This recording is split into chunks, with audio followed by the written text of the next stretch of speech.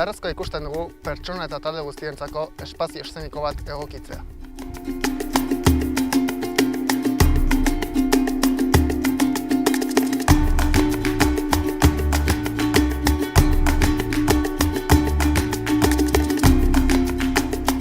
Herriko hizkuntza normalkuntzakin konprometituta jarraituko du, zerbitzuk eskubide linguistikotara egokituz, tailer ezberdinak bultzatuz eta euskarazko komunikabideek babestuz.